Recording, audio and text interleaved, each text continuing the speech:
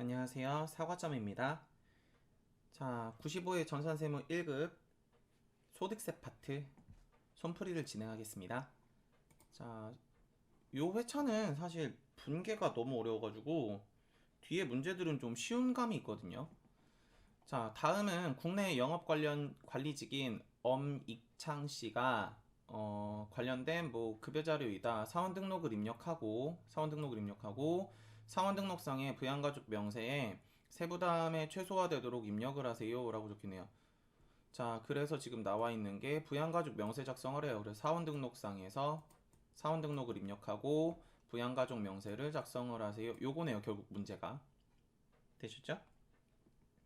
자, 그래서 아래 보면은 입력된 자료 및 주민번호의 오류는 무시하고 다음 자료만을 이용할 것. 자, 그럼 일단 본인은 무조건 되죠. 그죠? 자, 그러고 본인 같은 경우는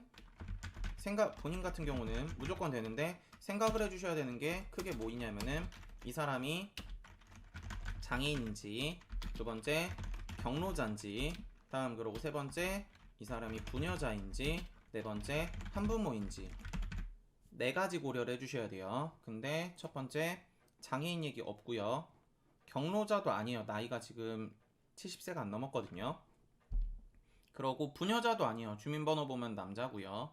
다음에 한부모도 아니에요. 배우자가 있는데 자녀도 있어요. 그래서 배우자가 있기 때문에 한부모가 아니고, 자, 그래서 이 사람은 그냥 기본공제만 되는구나. 그러고 세대주 체크되어 있는지 항상 확인해 주시고, 어차피 지금은 사원 등록을 본인이 입력할 거라서 자동으로 매겨지긴 할 것 같은데 체크해 주시고, 다음에 그 외자는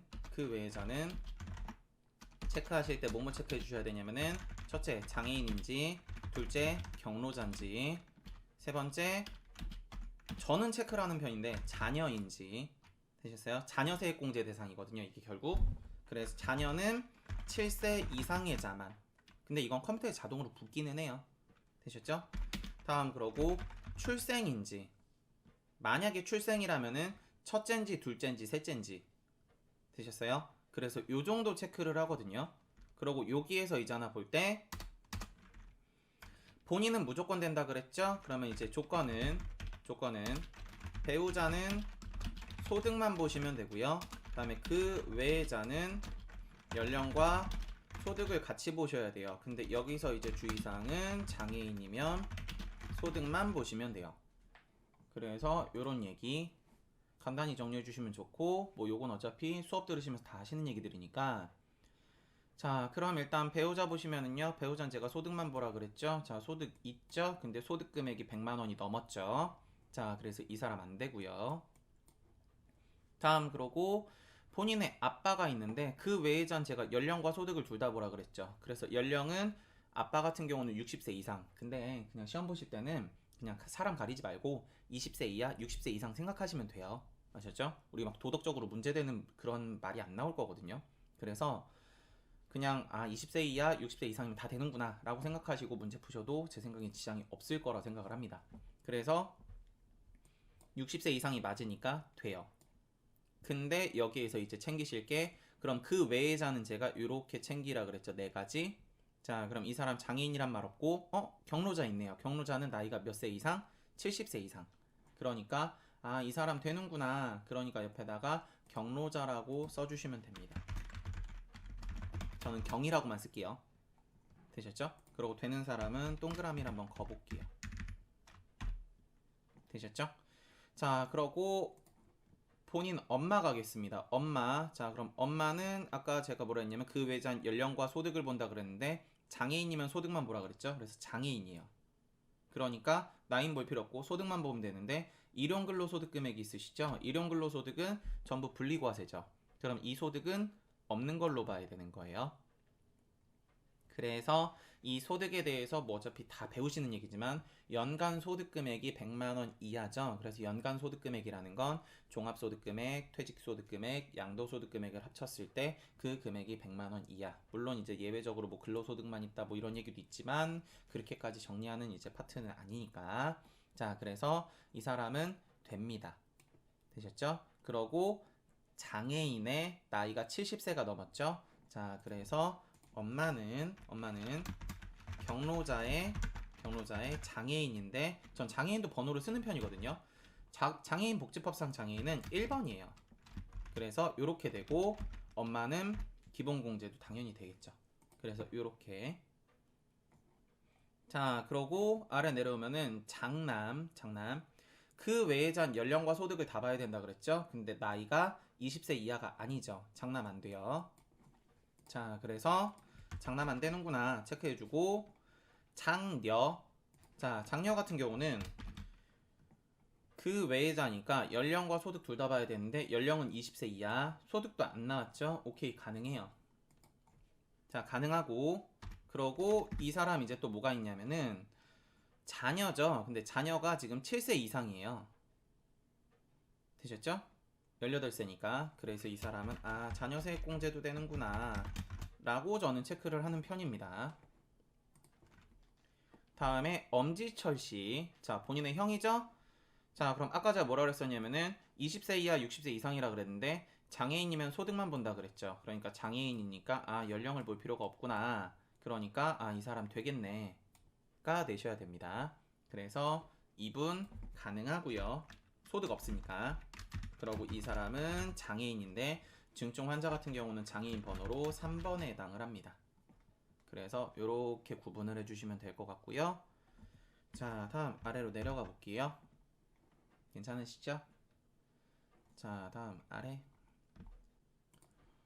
당사는 일시적 자금난 때문에 거래처인 대박으로부터 운용자금을 차입을 했대요. 자, 그럼 이제 보면은 무슨 생각해야 되냐면 우리 회사가 이제 회사 등록가 보면은 전자부품제조나 임대를 하는 회사래요. 자, 그래서 우리 회사의 거래처면은 이곳도 돈을 빌려준 뭐 금융회사나 아니면 뭐 대부업체나 이런 곳이 아니겠죠. 그러니까 이 부분에 대해서 우리 회사 운용자금을 차입하시면은요 비영업대금의 이익이에요. 되셨죠? 저 회사 입장에서 이제 돈을 빌려주시게 되면 저 회사는 그 돈 빌려주는 게 주된 영업활동이 아니니까. 자, 그래서 이에 대해서 이자를 매달 지급하고 있다. 다음 자료를 참고해서 이자 배당 소득 자료에 입력은 하지 않고, 자, 이자 배당 소득 자료 입력은 하지 말래요. 2021년 2월 기속분 원천징수 이행사항 신고서를 직접 작성을 하랍니다. 되셨죠? 자, 그래서 요거 이제 비영업대금이익 같은 경우는 원천징수가 25% 세율이죠. 그래서 나와 있는 금액이 이자가 얼마냐면 62만 5천 원이래요. 그래서 여기에 25%에 해당하는 15만 6,250원을 자, 원천징수 해줘야 되는구나. 이자 소득으로. 그래서 이렇게 해주셔야 되고요. 입력하시는 거는 가서 입력을 할 때 제가 얘기를 할게요. 그래서 금액은 이렇게. 괜찮으시죠? 자, 다음 아래로 내려가 볼게요. 자, 다음 아래 내려오면은 3번. 다음 자료 이용해서 자, 소득자의 인적사항을 등록하고 요게 1번. 소득 관련 자료 입력하시오. 요게 2번. 자, 그럼 지금 뭐라 그러냐면 사업소득 박다함이래요. 박다함. 자, 기타 모집수당이죠. 사업소득이니까 지금 이 사람 지금 들어가시는 프리랜서 소득일 거라서 3%에 해당을 하시겠네요. 자, 그래서 사업소득자 박다함은 500만원 있는데 지금 필요경비가 없고 그 자체가 사업소득 금액이 500일 거고 곱하기 3% 들어가시게 되면은 15만원만큼 소득세가 될 거고 지방소득세는 이거의 10%니까 15,000원만큼이 지방소득세가 되겠죠.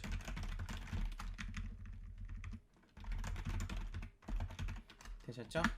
자, 다음 그러고 최현준 씨는 지금 나와 있는 게 기타 소득의 강연료예요. 자, 기타 소득이시고 다음에 강연료거든요. 그럼 강연료는 필요경비가 60% 인정받을 수 있는 기타 소득이시죠? 그래서 기타 소득이 200만 원인데 필요경비는 둘 중에 큰 거죠? 실제 지출경비와 실제 필요경비.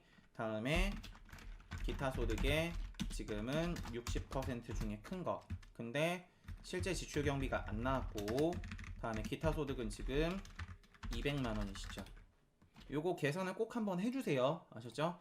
요게 크면은 수기로 프로그램을 고쳐야 됩니다. 자, 그래서 요렇게 되면은 80만 원이고 기타 소득의 원천 징수율은 기본적으로 20%가 많죠. 그래서 20% 하시면은 원천 징수 금액은 16만원. 다음에 지방소득세는 16,000원이 되겠네요. 자, 그래서 여기까지가 95회차 소득세 손풀이입니다. 자, 수고하셨습니다.